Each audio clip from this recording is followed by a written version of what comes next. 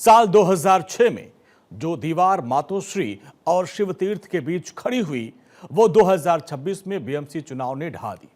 20 साल के बाद ठाकरे ब्रदर्स एकजुट हो गए और एक साथ आ गए। एशिया के सबसे बड़ी नगरपालिका यानी बीएमसी चुनाव के लिए अब मिलकर वोट मांगेंगे। दरअसल नगर चुनाव जो बीएमसी का चुनाव है, इसके पहले नगर निकाय चुनाव हुआ, उसमें ठाकरे की पार्टी को करारा सेटबैक मिला। दोनों भाइयों को उम्मीद के मुताबिक बहुत कम सीट मिली, जिसके बाद उद्धव और राज ठाकरे पूरी ताकत के साथ एक्टिव हुए और आज उद्धव ठाकरे की अगुवाई वाली शिवसेना यूबीटी और राज ठाकरे की पार्टी महाराष्ट्र नवनिर्माण सेना ने बीएमसी समेत महाराष्ट्र के कुल 29 नगर निगम चुनाव में एक साथ हाथ मिला लिया और एक साथ उतरने का फैसला किया है। दोनों भाइयों के साथ आने पर बीजेपी ने हमला बोला है। बीजेपी ने कहा कि बीएमसी में जमानत बचाने के लिए दोनों भाई एक साथ आए हैं। कैसे मुंबई में दो परिवारवादी हार के डर से एक साथ गठबंधन में आए हैं और आपको ये क्लियर प्रूफ दो परिवारवादी के मुंबई में साथ में आने से ये स्पष्ट हो चुका है और ये डर ये दर्शाता है कि जिस तरीके से मुंबई में एक विकास की लहर आगे बढ़ रही है, इसी कारण ये दोनों परिवारवादी अपनी जमानत बचाने के लिए साथ में आए हैं। उद्धव और राज ठाकरे ने एक साथ आकर महागठबंधन ने महायुति को अब तगड़ा झटका दिया, उनकी धड़कनें बढ़ा दी है। महाविकास अघाड़ी के भीतर भी खलबली है। कांग्रेस की नाराजगी और सीट बंटवारे का नया गणित ये संकेत दे रहा है कि मुंबई नगर निगम अब जंग अघाड़ी बनाम महायुति न होकर बल्कि ठाकरे बनाम महायुति होने वाली है। और इस मिलाप के बाद सवाल पूछा जा रहा है कि क्या अब महाविकास अघाड़ी क्या करेगा? बीएमसी चुनाव में कांग्रेस का क्या रोल होगा? क्या उद्धव ठाकरे का यह पारिवारिक दाव महाविकास अघाड़ी की दरार की वजह बनेगा? मुंबई की सत्ता का यह संग्राम अब अपनों और बेगानों के बीच एक नई लकीर खींचने को तैयार है।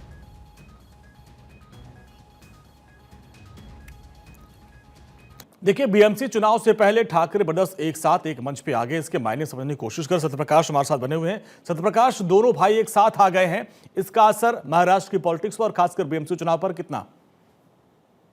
देखिए, मुंबई महानगर पालिका चुनाव की घोषणा हो गई है, आचार संहिता लगी हुई है। अब सभी दल एक कोशिश कर रहे हैं कि कैसे गठबंधन में जुड़कर चुनाव लड़ा जाए, क्योंकि जिस तरह का रिजल्ट महाराष्ट्र के निकाय चुनाव में आया हो बेहद चौंकाने वाला रहा। भारतीय जनता पार्टी सबसे बड़ी पार्टी के तौर पर उभर कर सामने आई है, जबकि सिंधे गुट दूसरे नंबर पे और तीसरे नंबर पर अजीत पवार के अलावा कांग्रेस जो है अपने आप को दावेदारी ठोक रही है। लेकिन ठाकरे बंधु अभी भी इस असमंजस की स्थिति में है कि क्या वह मुंबई महानगर पालिका का चुनाव जीत पाएंगे या फिर महापौर की कुर्सी बचा पाएंगे, इस पर जद्दोजहद चल रही है। ठाकरे बंधु पहले भी एक कोशिश कर रहे थे कि हम चुनाव लड़ेंगे, लेकिन चूंकि मराठी और साधना है तो दोनों अगर अलग अलग चुनाव लड़ते हैं तो एक अच्छी तरह से साधा जा सकता है। लेकिन जो महाराष्ट्र का निकाय चुनाव का रिजल्ट है वो बेहद चौंकाने वाला रहा। इसलिए अब ठाकरे बंधु ने आज घोषणा कर दी है कि हम एक साथ एक मंच पर आकर जो है एक साथ चुनाव लड़ेंगे, जिसमें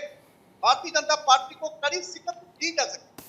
हालांकि कांग्रेस को लेकर उद्धव ठाकरे ने यह स्पष्ट कर दिया कि कांग्रेस की राह अलग हो गई है, यानी कि महाविकास अघाड़ी का जो गठबंधन था वो पूरी तरह से बिखर चुका है। अब गठबंधन में कोई भी ऐसा पार्टी नहीं है जो किसी के साथ मिलकर चुनाव लड़ने की तैयारी कर रहे हो। खुद जो है एनसीपी प्रमुख शरद चंद्र पवार की पार्टी अलग चुनाव लड़ने की तैयारी कर रही है। शरद चंद्र पवार की पार्टी कांग्रेस अजीत पवार से मिलकर जो है पुणे में चुनाव लड़ने की तैयारी कर रही है, जिस पर कई जो एनसीपी के नेताओं ने विरोध भी किया और आज एक वरिष्ठ एनसीपी नेता ने अपना जो इस्तीफा भी दे दिया है। जी। तो ये स्पष्ट होता है कि पार्टियों में फेरबदल और पार्टी छोड़कर दूसरे पार्टी में जाना एक आम सी बात बन गई है और यही वजह है कि उद्धव ठाकरे अब सत्यप्रकाश जरा ये बताइएगा, क्योंकि दोनों भाइयों का एक ही सिद्धांत है, मराठी मानुष वाला, और आज भी दोनों ने यही कहा कि भाई मराठी ही मेयर होगा और हम मराठियों की इज्जत के लड़ते रहेंगे, मराठी अस्मिता के लड़ते रहेंगे। तो क्या सिर्फ मराठी अस्मिता के नाम पर बीएमसी चुनाव जीत सकते हैं? देखिए, यह बातें तब कर रहे हैं जब मुंबई महानगर पालिका का चुनाव है। इसके पहले जब राज ठाकरे मनसे के लोग उत्तर भारतीयों की पिटाई कर रहे थे, बिहारियों की पिटाई कर रहे थे, इस दरमियान उद्धव ठाकरे की तरफ से कोई बयान नहीं आ रहा था। लेकिन जब ठाकरे बंधु एक हो गए तो ठाकरे बंधु भी अब जो है मराठी भाषा, हिंदी भाषा को लेकर एक दूसरे को तलब करते हैं, लोगों की पिटाई होती है, लेकिन जवाब नहीं आता है। मराठी अस्मिता की बात जरूर है, हर कोई मराठी अस्मिता का सम्मान करता है, लेकिन जब चुनाव आता है तो भाई भाई की आप बात करते हैं। ये जनता समझती है और यही वजह है कि मुंबई महानगर पालिका के चुनाव में कुर्सी बचाना और महापौर सत्ता लाना एक बड़ा चैलेंज है। हालांकि भारतीय जनता पार्टी ने दिखा दिया है कि जिस तरह से महाराष्ट्र के चुनाव में हमने दम दिखाया है, उसी तरह से हम अकेले दम पर भी यह दम दिखा सकते हैं। इसलिए दोनों भाइयों का एक मंच, एक साथ पे आना और एक घोषणा करना कि हम एक साथ चुनाव लड़ेंगे, जाहिर तौर पर ये डर दिखा रहा है। महानगर पालिका हाथ से नहीं सकना चाहिए, इसका डर दिख रहा है, इसलिए एकजुट हो गए। हालांकि ठाकरे बंधु तो यह भी चाहते हैं कि हम गठबंधन में चुनाव लड़े, कांग्रेस को साथ मिलेंगे और शरद चंद्र पवार की पार्टी को साथ मिले और प्रकाश अम्बेडकर की पार्टी को साथ मिले, साथ समाजवादी पार्टी को साथ मिलकर चुनाव लड़े। लेकिन सभी पार्टियों ने अपने अपने उम्मीदवारों से कह दिया है कि हम अकेले दम पर चुनाव लड़ेंगे, हमारे कार्यकर्ताओं को भी मौका मिलना चाहिए। ऐसे में अब ठाकरे बंधु को अकेले मिलकर ही ये दिखाना होगा कि क्या हुआ महानगर पालिका का चुनाव महापौर को बचा पाते हैं या नहीं, या फिर भारतीय जनता पार्टी बाजी मारती है।